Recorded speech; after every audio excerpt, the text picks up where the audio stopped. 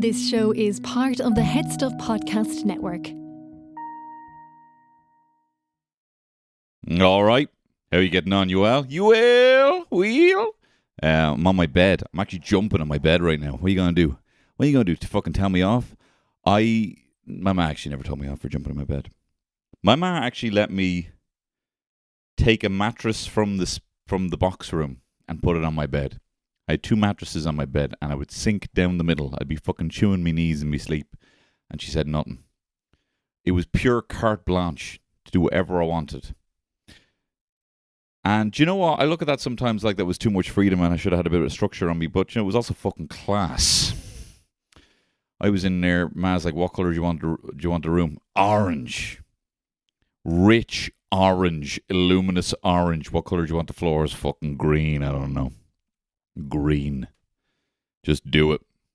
I'd be putting staples. I would just staple my name into the wall. And I'd be like, oh, whatever. You know? How is that anything other than class? So I can't be all here jumping up on my bed, acting like, you know, this is some newfound freedom. If anything, I have less freedom now. I'm not getting to, not that she would give out to me, but I'm not eating a kilo bag of Haribo on the couch right now.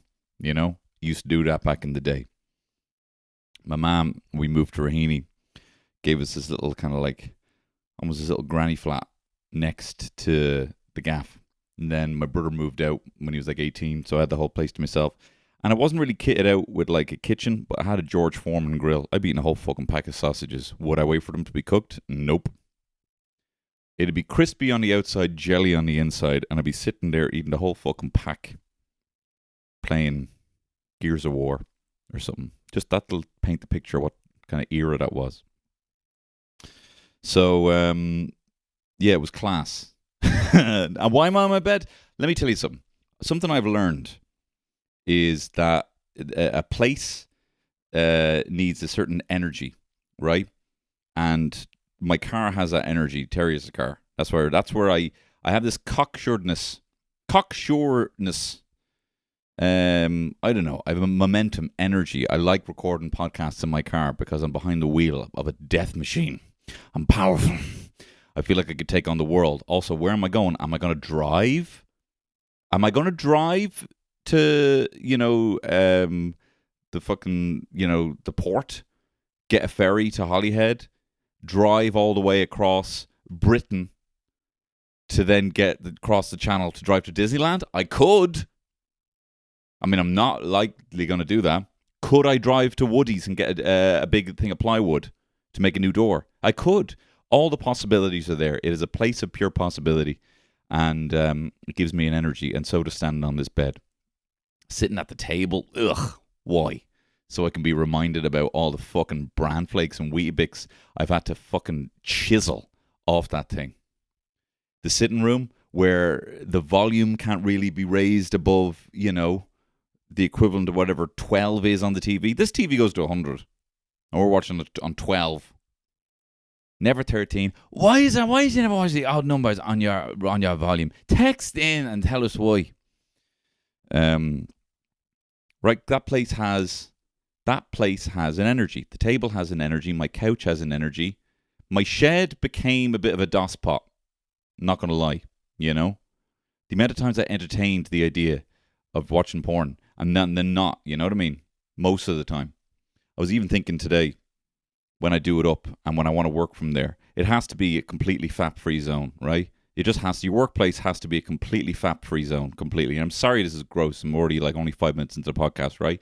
But it has to be.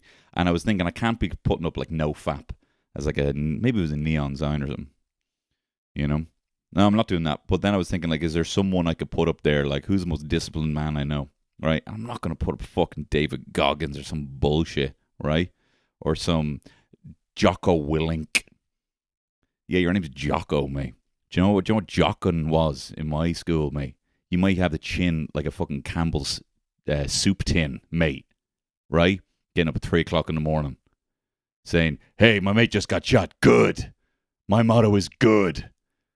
I just got my fucking, lost my friend to some shrapnel. Good. Now what? My motto is good. That's what he always says, right? How did I get onto him? Yeah, but do you know he's but you might be all well and good with that, mate. Jocking used to be just pulling people's fucking cacks down. So why am I saying this to you? Because I don't know what else to say. Okay? But thank you for your service. I know. The armed forces have what's John Cena say when John Cena announces that Osama bin Laden's been shot? Have neutralized, have compromised to a permanent end. Osama bin Laden. Yeah. What a pop. What a pop. Anyway, what am I saying? Jocko Willink. Yeah, I'm not putting him up. I'm not putting maybe John Cena. Hustle, loyalty, respect. I mean, that wouldn't be a bad show. But I was thinking Batman. I'm going to put a picture of Batman up. And I'll look at it every time I'm thinking, every time I just click on the URL, type in P-O or, and then, no, just checking the pork prices, Batman. Don't worry, just checking the pork prices. None of that carry on. He couldn't be fapping away in the Batcave. Got too much to do. He'd be fapping in one of his many luxury bedrooms that he has just above him. It's not very nice. He'd be cold. It'd be cold. Balls would be cold. Be no good. Be no crack having a fap down there. You know? But I'd say, once you put that costume on. Anyway, look, it doesn't matter. He's not wanking. Fat Man. Fat Man rises. Fat Man returns. Fat Man begins. Fap Man. Anyway, so, yeah. Places are very important, so I need to almost sage the place free of any kind of ideas that fapping may take place, although it's taken fucking ages. I'm trying to paint the thing in there. Fucking porous masonry walls. They suck more than those people you see on pork prices, those walls. They, on porkprices.com, they'd be sucking up every fucking bit of paint that I have, and it's all speckly, and then I'm convincing myself, maybe it looks good being rich, kind of forest green with speckles of white, but guess what? It doesn't. So the idea of going over that with another coat, and no matter how hard I mash the brush into the wall, no matter how many brushes I destroy trying to paint that thing, but I have to commend myself for having a project that is carrying on long term, that all of the dopamine has already been sapped from. I'm trying to reclaim my dopamine for my own good, for good, not for evil. Reclaiming my dopamine or reclaiming my time. Reclaiming my time. I've just been sinking so much time into TikToks, into long carpentry videos about something I'm never going to build. Seeing people making beds out of plywood. And I'm like, I'm going to do that. Why? I don't know. I don't know. All right? I don't know. My flat pack addiction has been taken up a notch, right? There's no more shelves to be bought. There are no more storage TV units to build. When there were no more TV units to build, Alexander cried for there was no more flat pack to install. Okay? So I'm done with, anyway, so I don't have anything to build. So I'm done with watching all the YouTube videos on it. I'm done watching, I don't want to hear fucking Undertaker talk about stories on the road anymore, right? He seems like a really nice guy. Seems like he actually really didn't get up to that much nasty behavior.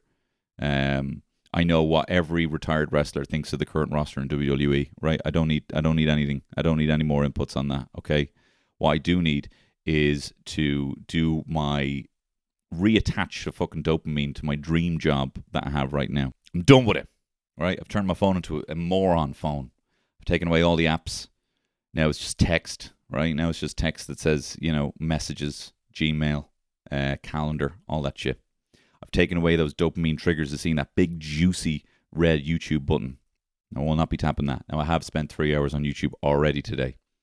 And when YouTube is feeding you IGN game reviews from a month ago, you got a problem, mate. You got a problem, all right? You're up to date with everything else.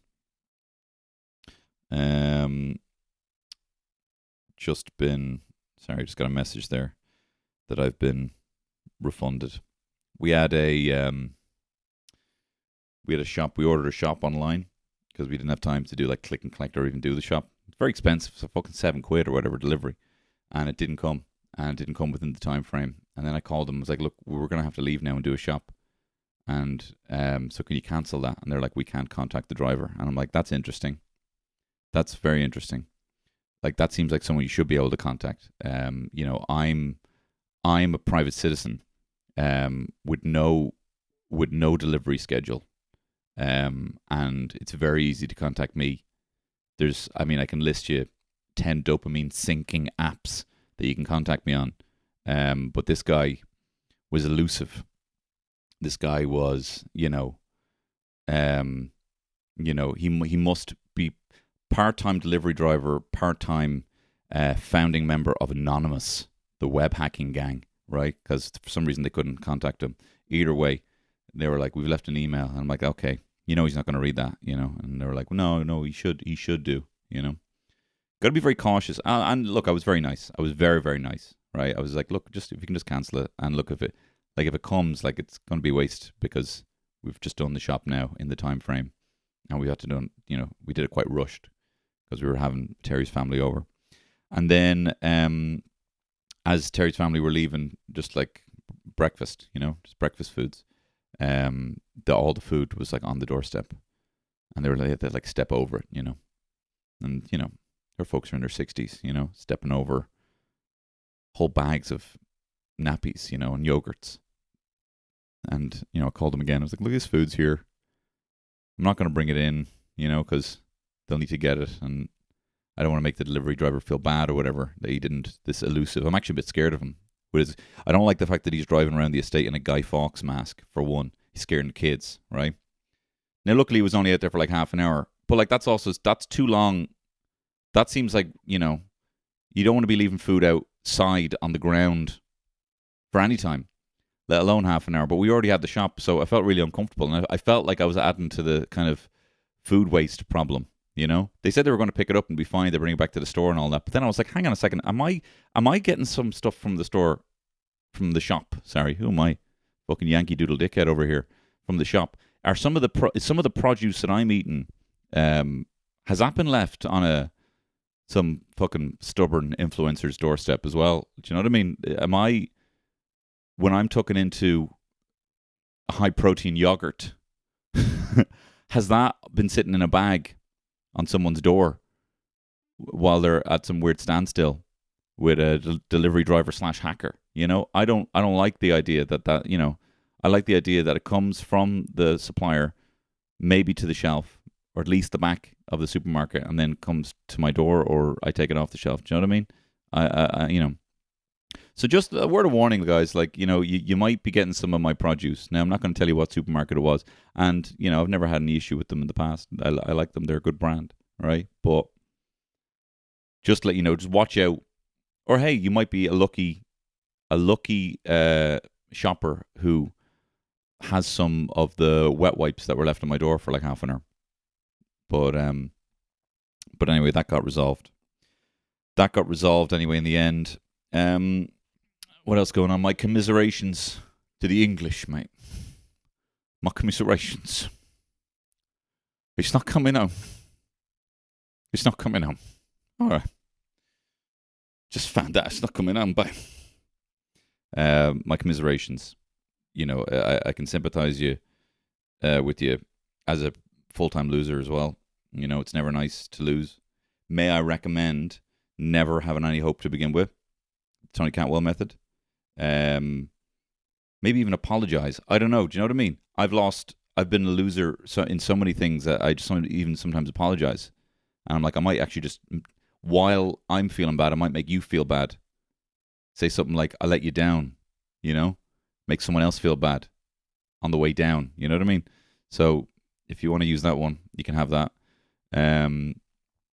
Another one is never expect to win. Another one is, certainly I've experienced this. Do you know what they should have done, right? After, in the 89th minute, they should have started fucking hatching lads, like I used to do, playing FIFA with my brother. I mean, if I can't beat you, I will get enough of these lads sent off so that you don't get to win in a satisfying way. Might just start hatching your fucking your goalkeeper, coming in, studs out. Take the whole thing down. Decide moments before losing that you weren't even playing to begin with. Aha. It was all illusion. It was all an illusion. Didn't you know? Didn't you know that I am Mysterio, the Master of Illusion, and I was actually never playing a game? Haha, and I don't feel bad anymore. There's a lot of things you can do. But, yeah, no, my commiserations to any English listener. And also, we lose all the time. So a lot of people like laughing about England losing, and you know what I mean? Like, where are we coming from with that? What kind of, yes, 800 years and all that. That's all good, but like, the young Fladair with the 17 tattooed in his neck didn't force anyone to speak English. You know what I mean? He didn't do that. Yeah, but he's reaping the rewards of the system. I don't know. There's a kind of hubris here where it's kind of like, we'll lose to Georgia. We play Georgia all the time. We're always playing Georgia, and sometimes we lose to Georgia. So it's kind of like laughed at England. But we might. I don't even know what time the match is on, because we're so good. Because Ireland football team is so good. They're so good, I don't even know when the match is on. There's sometimes that I'm like, oh, are we playing? No, we did play. Oh, did we? And we lost. Oh, okay. That's kind of how I follow Ireland international football. We're playing a friendly against American Samoa. Oh, that should go well. No, we lost. Okay. You can't get invested in it because it happens so quick. The news comes so fast that, it's hard to get invested in who's playing, Got a new Icelandic manager. That's good. We'll have to start doing that big clap thing that the Icelandic do. The huh! That'll be good. Maybe we can mix it into a bit of ole, ole, ole. Ole, ole, oh. Ole, ole, ole, oh. Huh! That'd be pretty good. He's a dentist. If you're a journalist, sports journalist, like, obviously the pulling teeth thing, that's there on the table, It was like root canal. Like, these are all there. Do you know what I mean? You're going to have to do some A to D thinking when we lose more under this dentist. You're going to have to be like, because they're obvious, they're on the table. How do newspapers not do the exact same puns, Like, I know some of them are so fucking off the wall that you're like, how, that's not even a pun. Remember one my brother showed me, which was Rooney had scored a goal or something. He's like, are Roo kidding me? And we were like, oh, that's not very good. But, dentist's first match, pulling teeth, or whatever. Or maybe if it's good, being like, got a filling. We just got a filling there in that draw against Georgia. The hope for Ireland now. We've just gotten a gold filling in that we've drawn 2 of the games and we've lost badly 2 of the games, but someone else drawing another game when they were expected to win has given hope for our proud warrior nation that Sweden somehow drew for some reason, even though they were expected to win. That's what real winning is. That's why I like to rub in the faces of the English. Real winning is when you lose to Georgia or draw, and then a big team unexpectedly don't do as well, and then that we're great. You know what I mean? We're awesome. And good for anyone who wants to play for Ireland and all that. That's great, and good for you. That's all, So, but yeah, it's not coming home. Certainly not our home. I wouldn't be fucking going near our home. Our home would be a fairly kind of a no-fly zone, demilitarized zone. Our home would be, no man's land, really. You can't actually find our home on most maps in terms of where football's coming. When you type in our home into the Ryanair equivalent of football, it says like no match, and you're like, oh shit, I must have to get this on Aer Lingus. It must be Aer Lingus that fly there, and then you go to Aer Lingus and it's not there either, Or you click on Skyscanner and you're like, direct flights only, and it just disappears, and you're like, okay, fuck. I guess we're not going home. Vice have actually started launching a journalism series just to get in here, because it's so hard to get into home with football. So Vice are doing a documentary on that.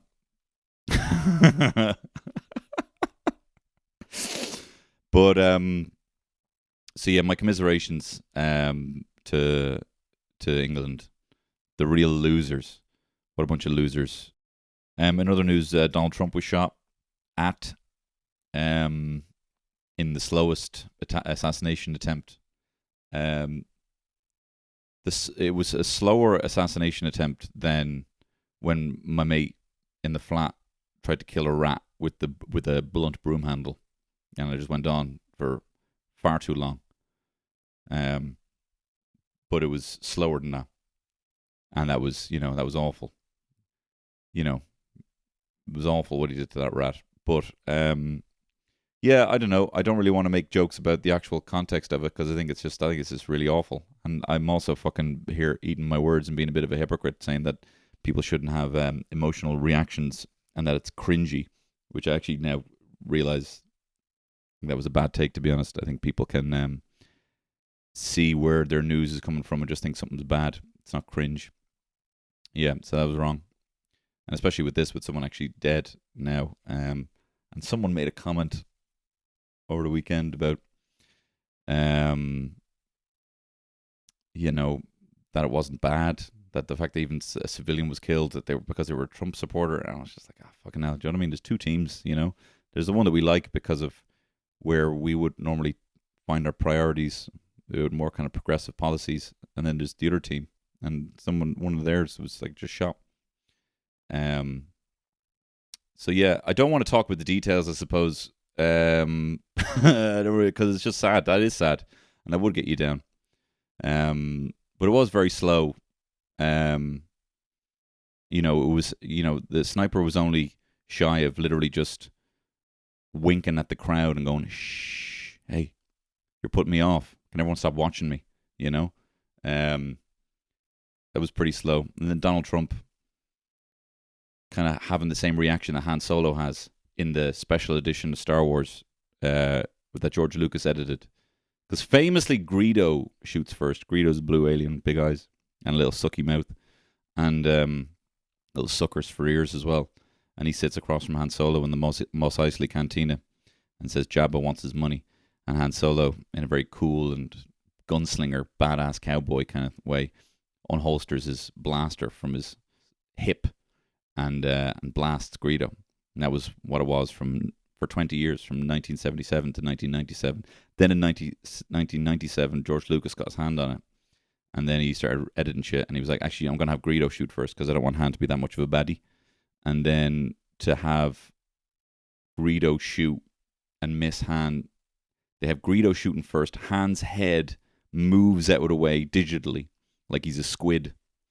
Like he's some sort of, flexible newt or an owl, and moves his head very unrealistically out of the way, millimeters out of the way, and then shoots Greedo back while being cool and composed. And I think maybe they thought, we can have our cake and eat it too. He can be like unfazed by the shot, but then also blast Greedo. Anyway, that's what Donald Trump's head looked like, kind of moving out of the shot. But that's just very, it's pretty bleak and pretty sad. And I've seen so many memes now about, can we stop living through major historical events and the historical event fatigue of not feeling anything, And for me, that was when we found out aliens existed, and we're just like, we're not scoring each other on the street, you know what I mean? We didn't, they were basically saying there are UFOs. They are in a base in the US, and we know they're there. And we also know the different races of aliens. And like, people have said that in front of Congress, and people have said that in front of whatever the Canadian equivalent is. And we're just like, okay, that's all right. Okay, good to know.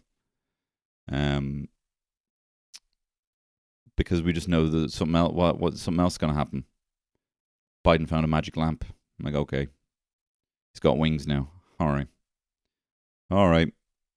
Good to know. We'll just, whenever we're drawing pictures of Biden, we'll draw the wings, I suppose, now. And you'll be like, oh, fuck, I forgot you had wings. Like when it's like February and you write the previous year, you're putting the date and you put in, 2023 and it's 24. You're like, oh, sorry, I forgot it was 24. That's what it's going to be like with Biden's wings. Oh, I forgot we had wings. That's it. Done. You know? It's like we find out people are not dead and we don't celebrate that. In that, you know, been chatting to Killian about Jonathan Rhys-Davies from Lord of the Rings, and he was like, I think he's dead now. And I'm like, he's not dead. And he was like, oh, okay. And I'm like, that was, you know, where you just found out Gimli has evaded death. Where's the celebration? Do you know what I mean? This is the dwarf of, you know, of movie fantasy IP we're talking about here. And you're like, yeah, whatever. You just found, you know, can we not have a moment? We just don't have time. We just don't have time. That's why I'm reclaiming my dopamine. If someone was like, just to let you know, there's going to be a big reveal coming up. We're looking forward to it. It's not unexpected. Biden's going to reveal his new wings.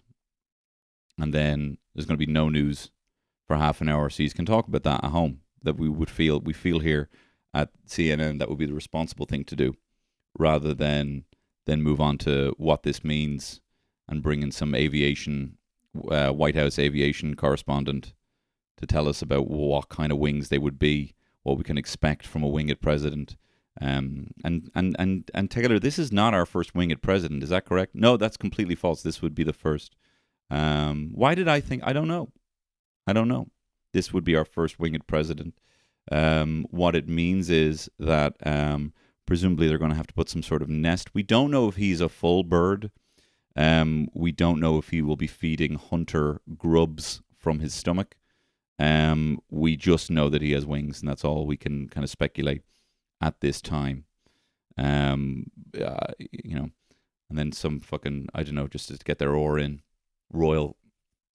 British royal correspondent being like, well, they're probably going to have to change the portrait now.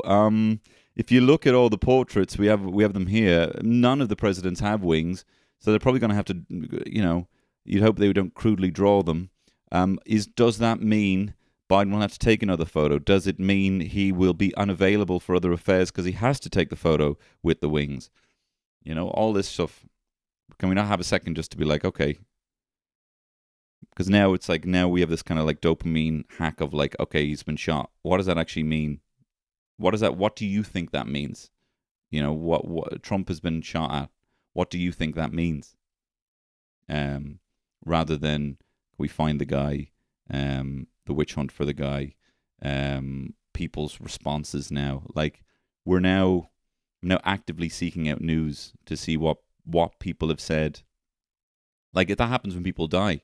And, you know, if there's a wrestler or someone who dies, or like Bill Paxton dies, and I'm like typing James Cameron, Bill Paxton comments, you know, James Cameron on Bill Paxton's death. And I'm like, what do I feel about Bill Paxton?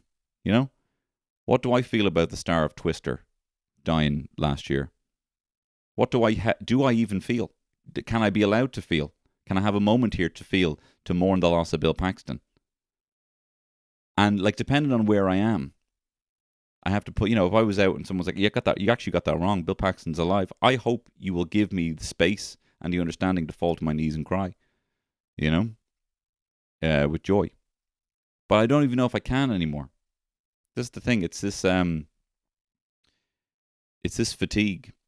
I wonder, will there be some guru to come along to unplug everyone and be like, remember what it is to feel? Remember what it is to doubt based on your own evidence? You know, remember what it is to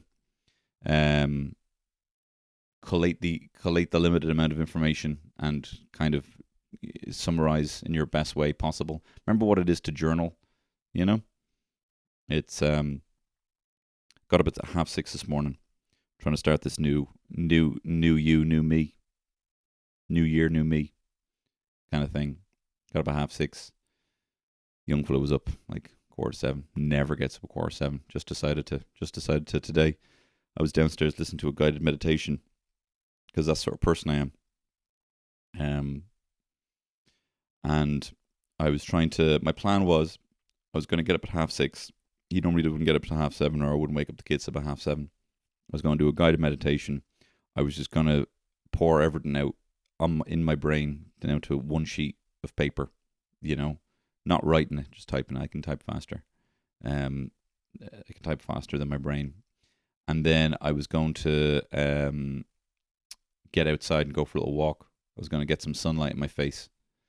And I got as far as kind of picking the guided meditation that I wanted. This is also part of the problem. You know what I mean? Picking Don't Like Her voice. No, I went into this AI generated meditation app and they were like, how do you feel today? And I was like, good. And then the woman started talking, being like, it's great that you feel good. Let's talk about your success. And I'm like, I don't really want that. Do you know what I mean? You know, we don't take everything I'm saying as the gospel to reinforce a whole lifestyle around. And like, what is this fucking snake eating its own tail bullshit? I say I'm good, and you're like, this is why you should be so good. You know, I want to change. I want to feel different. I want to be influenced. I want to make a critical decision about what to do, rather than I feel good. Here's something to feed. You know what I mean. Eating my own bullshit. It's feeding itself. So then while this thing was telling me, and then I found another one, and I was getting into it, and it was just that there's a glorious part of meditation if you ever practice it, and normally guided meditation will do this kind of thing where it'll ask you to focus on your body and how you feel. That's the bit I hate the most because I feel creaky, and like I can feel like my foot is sore or something, and I don't really want to think about that, or my knee or my shoulder's a bit sore. I don't like having that level of body awareness. I much prefer feeling like you know. I don't actually. I was gonna say I feeling much better. I much prefer feeling like a big sack of shit, but that's not exactly true. It's just a hard thing to overcome when you're like, I want you to actually feel how your body feels, and I'm like, ooh, because my metabolic age is famously higher than what I actually am. I think I got 37 back when I did a test at 33, so I don't want to feel that shit. You're only as old as the man you feel. But then there's a glorious part after you've felt what your body feels like, after you've focused on your breathing, after you've acknowledged thoughts without judgment and just let them pass like cars passing by. You're just like, oh, there's another car. Oh, look, there's a car. There's no judgment on it. Unless it's like a fucking dirty van that has "wash me" written on someone's tiny finger. Like a child must have written that because his finger's so small. You're kind of thinking about what kind of child's out hanging next to a dirty van. What child has the wit, it looks like the handprint of a 4-year-old writing "wash me"? That's very funny. Are they going to explore that avenue in comedy? All these thoughts will happen if you see a big dirty van going down the road with a child's fingerprint that says "wash me" on it, right? But you're meant to just not acknowledge these thoughts, not judge them. They just pass. And then it says, and now just free yourself of any focus, of any thought. And then you find this kind of like, when someone gives you permission to think about whatever you want, it's kind of this reverse kind of brain paralysis of like, well, anything, I feel nothing.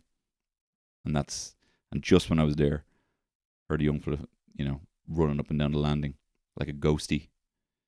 I told you about the ghost who used to live in my parents' house.